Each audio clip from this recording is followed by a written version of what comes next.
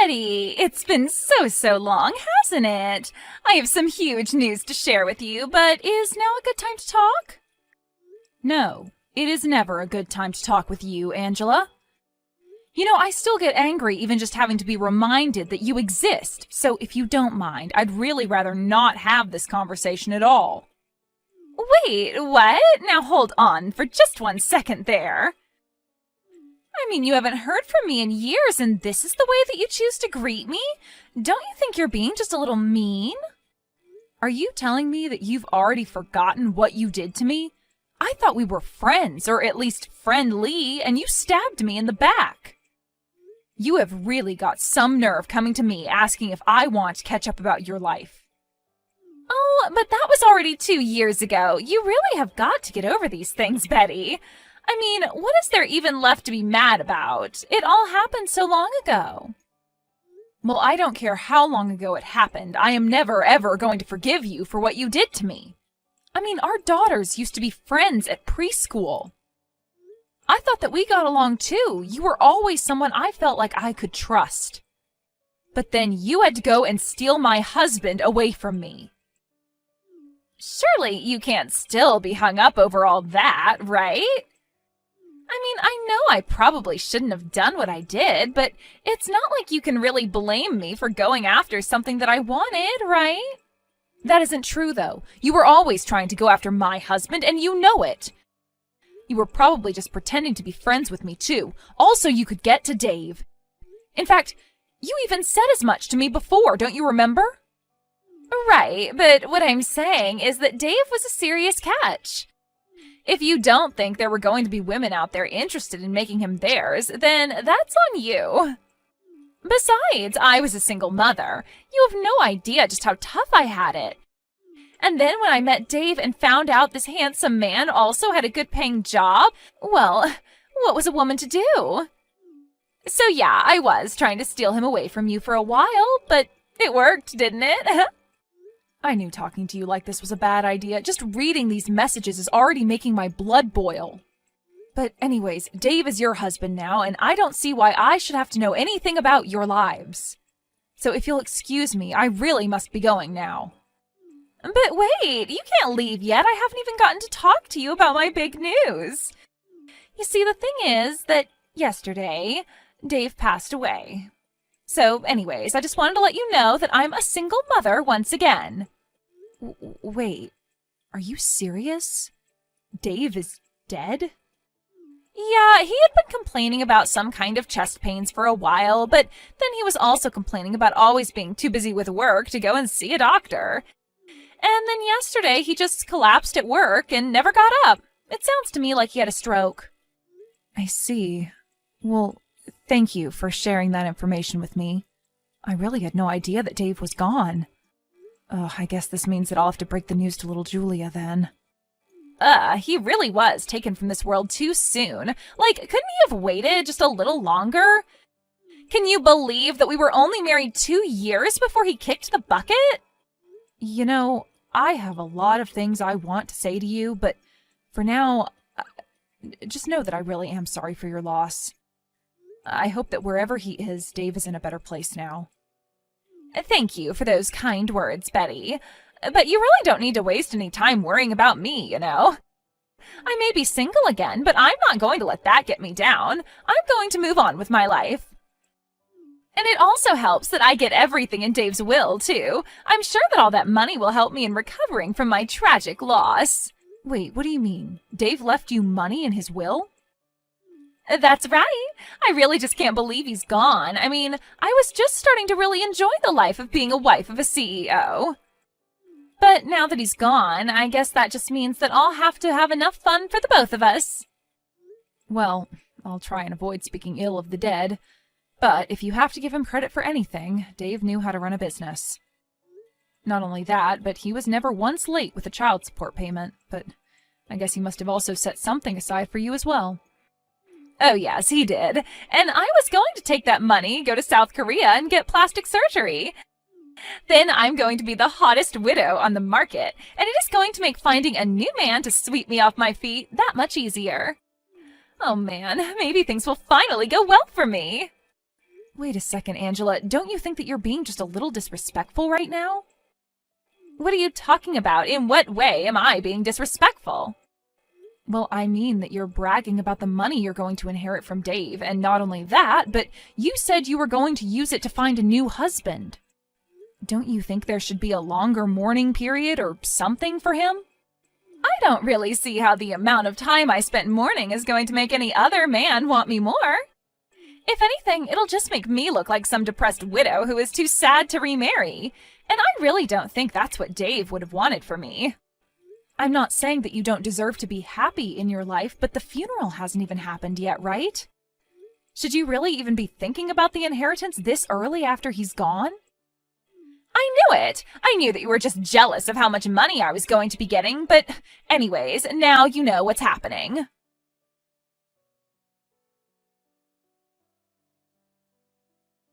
Hello, is this Betty? We met once before, but I'm not sure if you remember me. I'm Thomas, Angela's son. Oh, Thomas, of course I remember you. You were just a bit older than Julia in elementary school, weren't you? I just wanted to say that I'm very, very sorry for your loss. I'm not sure how close you and Dave managed to get before he passed, but I'm sure this is hitting you quite hard. I didn't think of Dave as my dad at all. In fact, to me, he was always just Julia's dad that my mom managed to steal from your family. But I could never live with the feeling of stealing Julia's dad. Thomas, I had no idea that you felt this way about the whole situation. Well, I actually am messaging you today because I have a few things that I want to talk to you about. For example, do you know how to have a funeral? I've tried looking up things online, but I feel like it just made me more confused than anything else. Wait, what? Why on earth are you looking up something like that? Well, my mom said that she didn't have time to deal with Dave's funeral, so she told me to handle it all. So I guess that means that I'm in charge of organizing it and stuff. You have got to be kidding me. Did your mom really say that? Yeah, I mean, my mom is back to being a single mother. We don't really talk to any of our relatives. Especially not after she had her affair with Dave. That was the last straw for a lot of people. But anyways, that's bad for me because it means that I don't have anyone to ask. But wait a minute. Where is your mom right now, Thomas? I mean, why in the world would she leave arranging the entire funeral up to you? Well, my mom is actually out of the country on vacation right now. She told me that she just found out that the check for Dave's money just cleared and that she was off to spend it. She's away on a vacation right now? So not only is she not going to be at Dave's funeral, but the reason she won't is because she's traveling? Betty, I just want you to know how sorry I am that you've had to deal with my mom's antics. I really am always trying to stop her from acting this way, but anytime I say anything to her, it's like talking to a brick wall. She doesn't listen to anything I have to say. And this morning when I woke up, she was gone. Thomas, please, you do not have to apologize to me for what your mom does. In fact, I'm glad that you reached out to talk to me about all of this. I'm very proud of how maturely you've been acting about all this. As for the funeral, that isn't something a child should have to plan. You can leave it all to me. You mean it? You really want to help plan your ex-husband's funeral? Even after he left you and Julia for my mom? I don't know what to say. All this time I thought that I should have had to plan the funeral as a kind of punishment. You don't deserve to be punished for anything, Thomas. You haven't done anything wrong. You're a very sweet and kind boy, but this is something the grown-ups should have to deal with. But what I want to know is, if your mom is away on her trip, are you okay? Do you have enough food in the house for yourself? Kind of. I've been eating a lot of frozen meals that I'm getting from the store, but I'm pretty used to it after all this time. All this time? What do you mean by that, Thomas? Well, I just mean that my mom never cooks for me to begin with, so ever since I was little, I've always been eating prepared stuff from the store. But when my mom married Dave, she told him to give me more money to buy food, so I was actually given a budget of about $20 a meal. And Dave really had no problem with you never eating a home-cooked meal at all? I don't know whether or not he minded, but he was always too busy with work to do anything. I mean, we would eat out together at restaurants from time to time, but that was it, really. So neither Dave nor your mom ever cooked a meal for you themselves? I don't get it. Don't they understand how important this time of your life is for growth? Thomas, I want you to come over to my house right away. You are welcome to stay here until all the funeral business is done with. Wait, what? You can't really be serious about that, right? Of course I'm serious. Besides, Julia is always talking about wanting to see you. She hasn't seen you since Angela and Dave got married and you transferred schools. I think it's been at least 10 years since you last saw each other. But there's no way that I could ever face your daughter in person. I mean, my mom was the person who stole her father away from her mother. I'm the son of the woman who completely ruined her family. But you didn't do anything, and you can't blame yourself for this. This is all on your mom, and you shouldn't feel any responsibility for it at all. Now please, come over here and enjoy some real food. Honestly, someone your age shouldn't be having to deal with all of this. It's just tragic. Betty, thank you so much. Of course, but I just wonder if you haven't already forgotten where I live. Anyways, I'll think of something special to cook for dinner tonight, so you hurry on over here.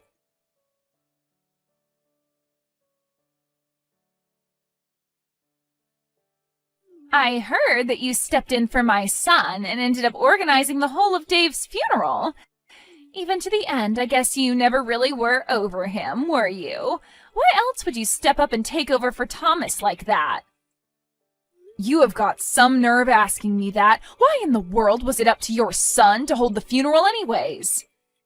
I mean, he is barely a teenager. There is no way he would have been able to do all that by himself. Honestly, what in the world is the matter with you? Didn't you feel a need to pay your respects to Dave at all? What more do I need to respect him for when I have all of his money? You really are a rather sentimental person, do you know that? And just what is that supposed to mean? I mean that you did all of this for Dave when you two aren't even married anymore. I certainly hope that you didn't hope to get anything from me by doing this.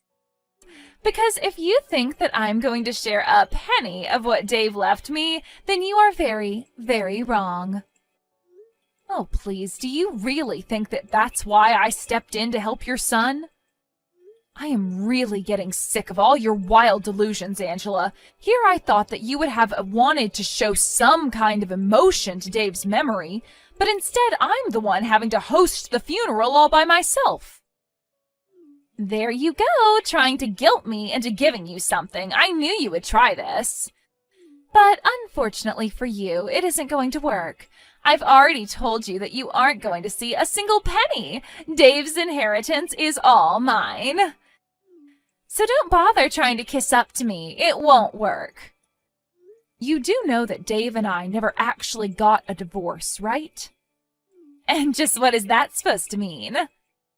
I mean that had we actually been divorced, then you would have the rights to his will. But the fact is that Dave and I never finalized the divorce, so we were just separated. But legally, we were still married. So basically, I have a much stronger claim to his estate than you do. What in the world are you talking about? That doesn't make any sense. Dave and I were married for 2 whole years before he died. That's the reason why I stole him from you. Besides, I know for a fact that we signed the wedding documents and everything. But did you actually see Dave ever take them to the courthouse for processing? Of course I didn't. Why would I both need to follow him all the way there? I signed the papers. That means we're married. It really is as simple as that. After we signed the documents, I left it all up to Dave to take care of. Well, then I think that Dave might have tricked you because you two were never married. You really have no idea what you're talking about. Do you know that? Oh, I'm afraid that I do, though. You see, I never forgave either of you for your affair. And one way that I got my revenge was by refusing to divorce Dave. It would have been so easy to just sign the papers and be done with it, but then I knew that that would make things even easier for him. I still carried around my grudge against you two, so I never ever signed any kind of divorce papers. You have got to be kidding me! I am not at all, and Dave knew he had no choice but to go along with it, since I could have taken away his visiting rights to see our daughter. I told him that if he and I get divorced, that he would never ever see his daughter again. You did what? But this doesn't make any sense. This is the first I'm hearing of any of this. Well, now you know that for the past 2 years, your so-called marriage to Dave was all a lie. But surely the courts would have seen that we were together. I'm afraid that it's not a matter of that at all. Dave's will lays out quite explicitly that his wife is to get everything. And that would mean that it all goes to me. It doesn't really say that, does it? Surely there's got to be a mistake here. My name has to be on that somewhere. There has to be a version around here with my name on it. Well, you said he died suddenly from a stroke, right? So what makes you think he would have even made something like that?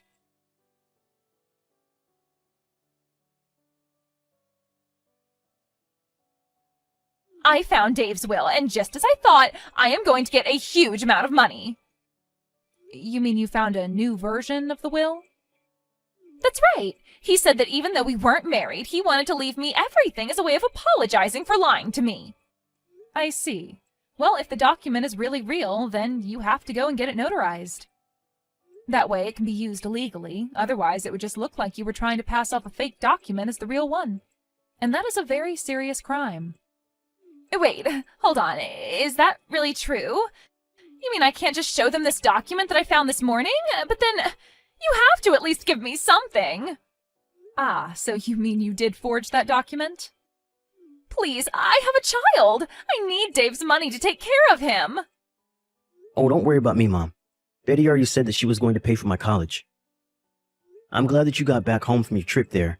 Betty was so worried about me when she heard that you were gone. She took me in for a few days.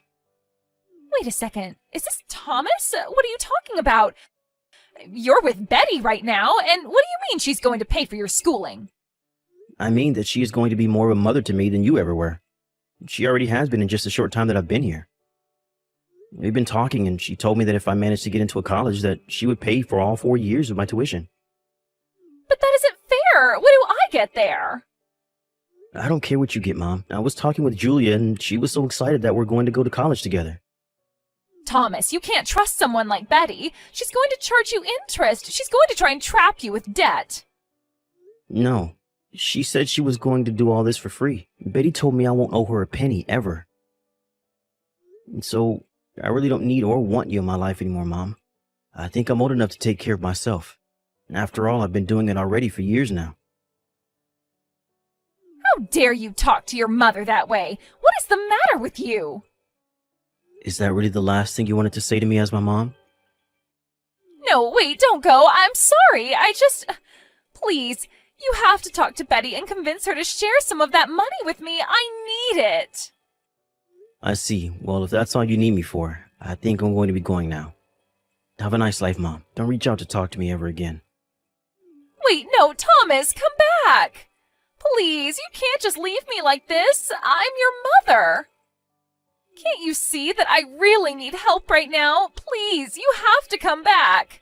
Thomas!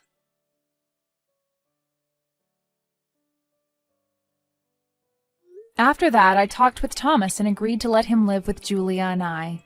He really is a brilliant kid, and he excelled in all of his classes. By the time he finished school, he was valedictorian and even gave a speech to all of his classmates. Julia and I support him through the college application process. By the time he heard back from all the schools he applied to, he had 5 different full-ride offers to choose from. I continued to get harassing messages from Angela begging for money. She even hired a lawyer and tried to sue me. But she quickly burned through what little money she had left doing that, and it got her nowhere. Now that Thomas is in school, he tells me that he swears to pay me back one day. And I tell him that he has nothing to worry about at all.